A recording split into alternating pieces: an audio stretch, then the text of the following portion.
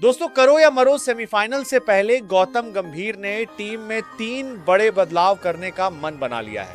जी हां, 5 मार्च को मुंबई के वानखेड़े स्टेडियम में होने वाले मुकाबले से पहले टीम मैनेजमेंट ने साफ संकेत दे दिए हैं कि अब कोई ढिलाई नहीं चलेगी। यह वर्ल्ड कप का सेमीफाइनल है, यहां नाम नहीं काम चलता है।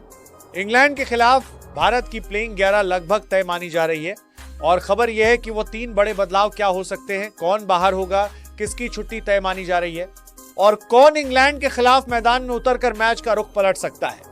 लेकिन उससे पहले अगर आप भी चाहते हैं कि टीम इंडिया इंग्लैंड को हराकर फाइनल में पहुंचे तो इस वीडियो को अभी लाइक कर दीजिए, क्योंकि आपका एक लाइक टीम का हौसला बढ़ाता है। अब जरा पीछे चलते हैं। 1 मार्च 2026 ईडन गार्डन्स कोलकाता सुपर 8 का मुकाबला सामने थी वेस्ट इंडीज। भारत ने टॉस जीता और पहले गेंदबाजी चुनी। फैसला गलत नहीं था, लेकिन गेंदबाजों ने शुरुआत में बॉलिंग की लाइन लेंथ बिगाड़ी और इंडीज ने 20 ओवर में 195 ठोक दिए। रोस्टन चेस ने 40 रन बनाए और जेसन होल्डर 37 रन बनाकर नाबाद रहे। जसप्रीत बुमराह ने 2 विकेट जरूर निकाले, लेकिन रन भी काफी लुटा दिए, 36 रन खा गए। डेथ ओवरों में ढील दिखी और यही वह चीज है जो इंग्लैंड के खिलाफ दोहराई गई तो बहुत महंगा पड़ने वाला है। 196 का टारगेट था, करो मरो मैच था, लेकिन कहानी बदलती है। संजू सैमसन ने 50 गेंदों में 97 रन ठोक दिए, 12 चौके और 4 सिक्स। ऐसा आत्मविश्वास कि इंडीज के गेंदबाज सिर्फ तमाशा देखते रह गए। तिलक वर्मा ने 27 रन जोड़े, हार्दिक पांड्या ने जरूरी योगदान दिया और भारत ने 19.2 ओवर में 199 रन बनाकर 5 विकेट से मैच जीत लिया। 4 गेंद बाकी थी। ईडन गार्डन्स में T20 इंटरनेशनल का सबसे बड़ा सफल chase Samson player of the match बने और आलोचकों को करारा जवाब दिया। लेकिन असली इम्तिहान तो 5 मार्च 2026 वानखेड़े स्टेडियम मुंबई में इंग्लैंड के खिलाफ होगा। सेमीफाइनल जीतोगे तो फाइनल में, हारोगे तो घर। संभावित फाइनल में साउथ अफ्रीका या न्यूजीलैंड इंतजार कर रहे होंगे। भारत मौजूदा चैंपियन है, अगर यहां जीत गए तो इतिहास रच देंगे। पहली बार घरेलू मैदान पर T20 वर्ल्ड कप डिफेंड करने वाली टीम बन सकते हैं। लेकिन अगर जरा सी चूक हुई तो 2022 का दर्द फिर से ताजा हो जाएगा। जब इंग्लैंड ने हमें सेमीफाइनल में रौंद दिया था, 2024 में हमने बदला लिया था। अब तीसरी भिड़ंत है, जो जीतेगा वही असली दावेदार कहलाएगा। गौतम गंभीर ने साफ कहा है, स्पेशल एफर्ट चाहिए, आक्रामक बल्लेबाजी, गहरी लाइनअप और तेज गेंदबाज। वानखेड़े की छोटी बाउंड्री पर अगर शुरुआत में विकेट नहीं लिए तो 200-210 का स्कोर आम बात हो जाएगी। अब आते हैं संभावित प्लेइंग 11 पर। ओपनिंग में संजू सैमसन का नाम पक्का है। 97 रन के बाद उन्हें हटाने की कोई सोच भी नहीं सकता।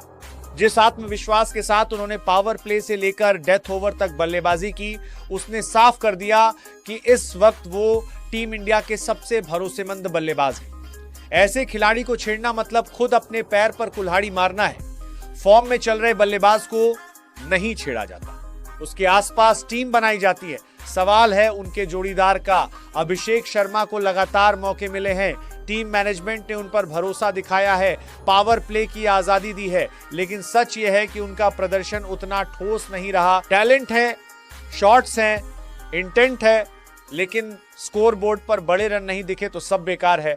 सेमीफाइनल में अगर 10-15 रन बनाकर चलते बने तो लोग कहेंगे क्यों खिलाया, और यह सवाल गलत भी नहीं होगा। बड़े मैच में प्रयोग नहीं चलते।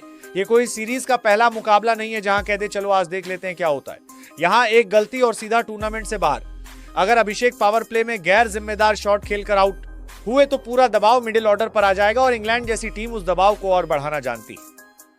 अगर अभिषेक नहीं चले तो उनकी जमकर आलोचना होगी और होनी भी चाहिए, क्योंकि यह वर्ल्ड कप है, ट्रायल मैच नहीं। यहां भविष्य नहीं, वर्तमान खेलता है, नाम नहीं, प्रदर्शन चलता है। सेमीफाइनल में सिर्फ वही खिलाड़ी उतरना चाहिए जो उस दिन टीम को जीत दिलाने का माद्दा रखता हो। नंबर 3 पर ईशान किशन है। ईशान में वो अटैक है जो पावर प्ले के बाद रन रेट गिरने नहीं देता। जैसे ही फील्ड फैलती है वो गैप ढूंढना जानते हैं, स्पिनर्स पर चढ़कर खेलना जानते हैं और मैच की रफ्तार को अपने हिसाब से मोड़ने की काबिलियत रखते हैं। लेकिन सिर्फ अटैक होना काफी नहीं है, समझदारी भी उतनी ही जरूरी है। ईशान को यह समझना होगा कि 30 गेंद में 45, 50 रन टीम के लिए ज्यादा कीमती है 10 गेंद में 20 रन से, लेकिन उन्हें भी जिम्मेदारी निभानी होगी। सिर्फ 20-25 रन बनाकर आउट हो जाना काफी नहीं होगा।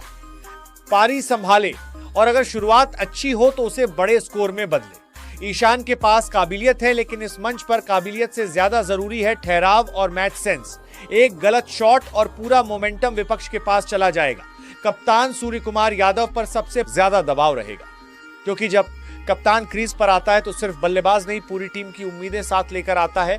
बड़े मैच में कप्तान नहीं चला तो टीम की कमर टूट जाती है, ड्रेसिंग रूम का आत्मविश्वास वहीं से हिलता है। सूर्य कुमार यादव ने कई बार असंभव शॉट खेलकर मैच जिताए हैं, लेकिन सेमीफाइनल में सिर्फ स्टाइल नहीं, स्टील चाहिए, मानसिक मजबूती। सूर्या को भी 20-22 रन वाली गलती नहीं दोहरानी है। उस मैच में जल्दबाजी ने नुकसान पहुंचाया था। इस बार टिक कर खेलना होगा, हालात को पढ़ना होगा, गेंदबाज को समझना होगा।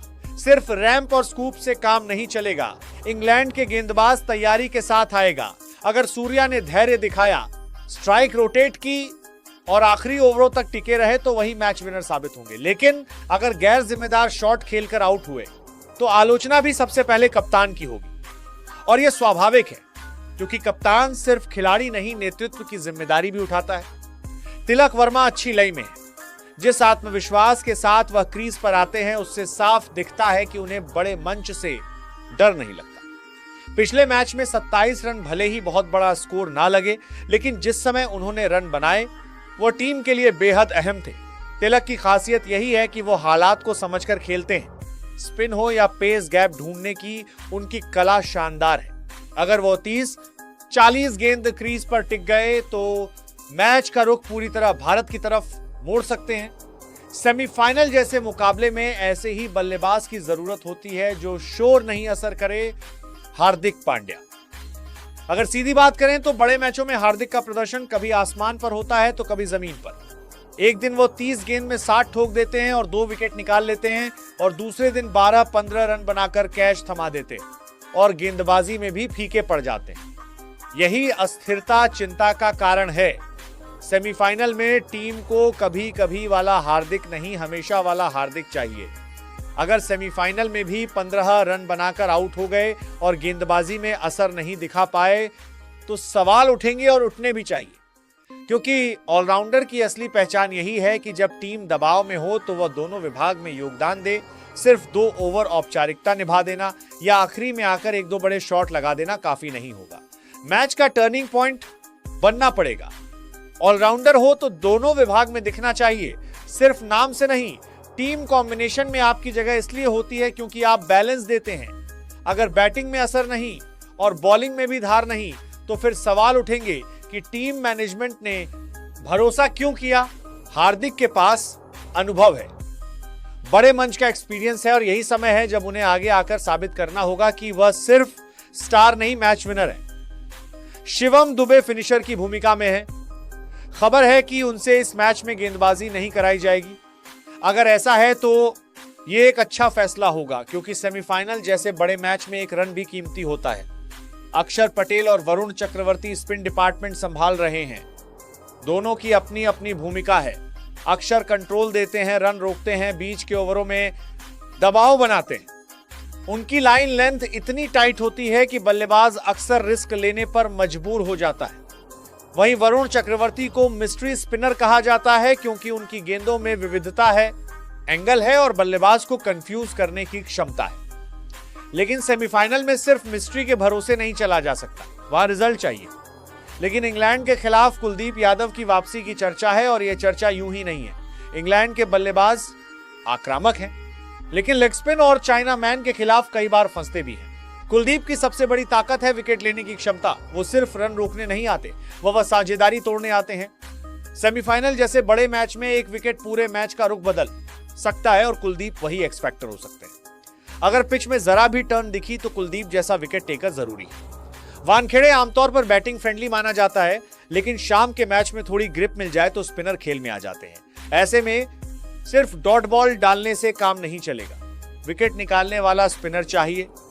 इंग्लैंड की मिडिल ऑर्डर अगर सेट हो गई तो फिर 180, 190 को 210 बनते देर नहीं लगेगी। वरुण अच्छे हैं, लेकिन अगर इंग्लैंड ने उन्हें पढ़ लिया तो फिर रन बरसेंगे। उनकी गेंदों का रहस्य तब तक है जब तक बल्लेबाज उन्हें समझ नहीं लेता। एक बार अगर लाइन पकड़ ली गई तो छोटी बाउंड्री रुकने वाले नहीं है। सेमीफाइनल में रिस्क कैलकुलेटेड होना चाहिए।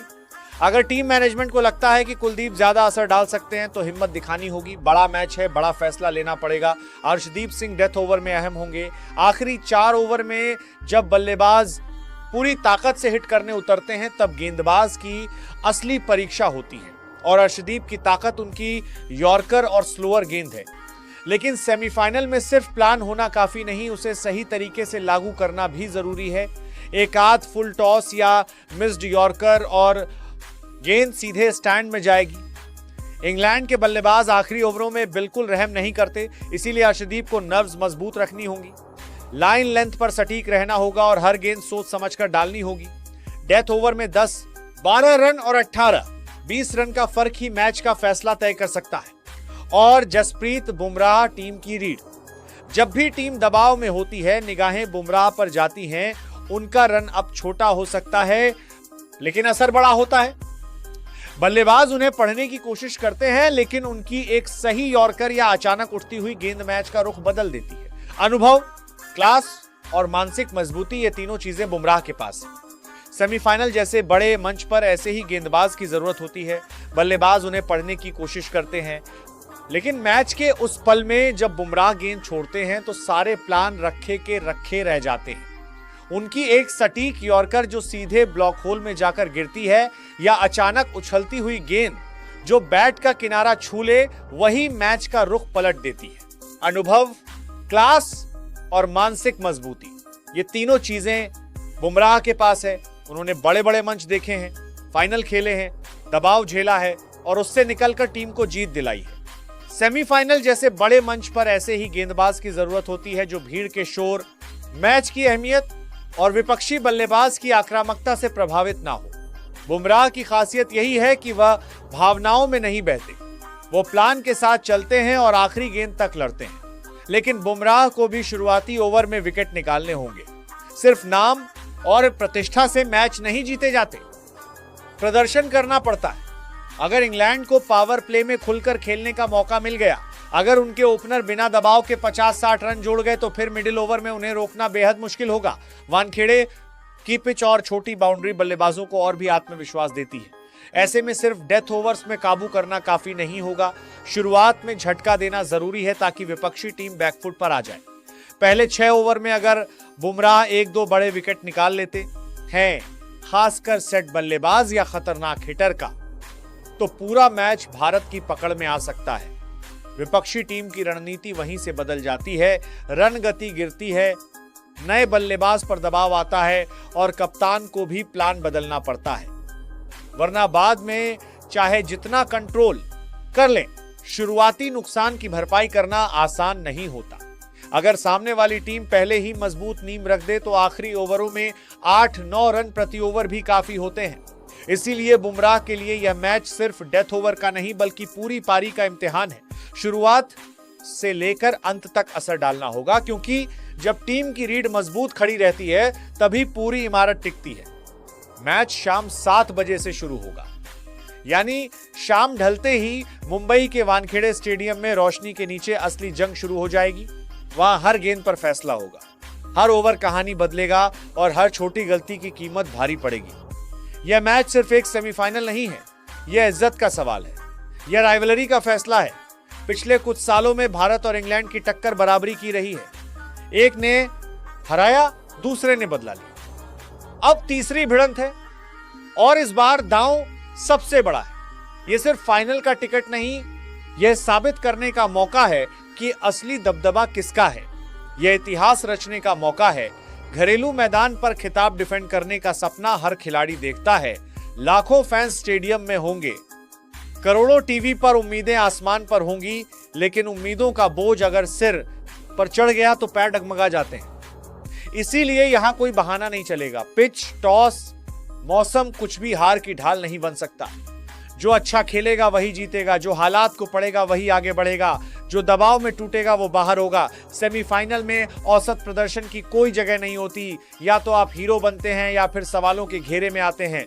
और अगर किसी ने गैर जिम्मेदारी दिखाई, हल्के शॉट खेले, ढीली गेंदबाजी की या मैच की गंभीरता को नहीं समझा तो आलोचना भी खुलेआम होगी, क्योंकि ये मंच ही ऐसा है, यहां तारीफ भी जोरदार होती है और आलोचना भी उतनी ही तेज। अब देखना यह है कि गंभीर के 3 बदलाव टीम को फाइनल तक पहुंचाते हैं या नहीं। अगर फैसले सही रहे तो 5 मार्च की रात जश्न की होगी, अगर गलत रहे तो सवाल भी उठेंगे और जवाब भी देने होंगे। दोस्तों, अब बारी आपकी। आपको क्या लगता है, क्या टीम में बदलाव की जरूरत है? कमेंट में अपनी राय जरूर दें और क्रिकेट से जुड़ी जानकारी पाने के लिए हमारे चैनल को सब्सक्राइब करना ना भूलें।